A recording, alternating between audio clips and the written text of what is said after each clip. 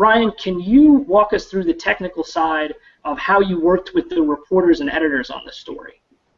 Yeah, so I mean, I think from, to even start that off, like I think one of the biggest things, the relationship that we've been able to create and have with CVille is that from day one, we were collaborators on this project. That and when we approached it and how we approached this online wasn't from a standpoint of taking a story that got written and how do we merge that onto a digital platform, but instead, we spent a lot of time. You can see the whiteboards behind us right now. We spent a lot of time as an entire team on whiteboards, looking at this story, seeing how we can dissect it, how we can actually put it together, what's the multimedia content that could really bring parts of this to life. Technically speaking, we basically moved it outside of these standard WordPress templates, story templates that it normally did. We created basically a sub-template for it that we're able to extend WordPress on, so it built directly into their site just like any other story in regards to their featuring it.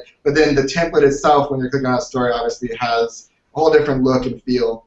We also dissected it from a perspective of asking, how do we get people to talk about it in the community? Because the goals here were to push this issue forward in the community. We kind of set that as a major goal, which I was saying, this has been around, everybody's heard about it, nobody knows what it's about. So the things like commenting on the screen, how important the map was, some of the audio and narratives of the board, some of the dramatic pieces that hopefully brought people in, were really talked about from the very beginning in outline form, in writing form, and we we're a major part of some of those pieces, and even developing a template and trying to develop that experience with us in a way that we could actually template out and try to cut down some of the development time on that. That being said, from our perspective technologically, we really looked at this as a project to kind of push the industry forward a little bit, to ask if we could really do something locally and use kind of our experience design and collaboration, which we could have never done without CVille.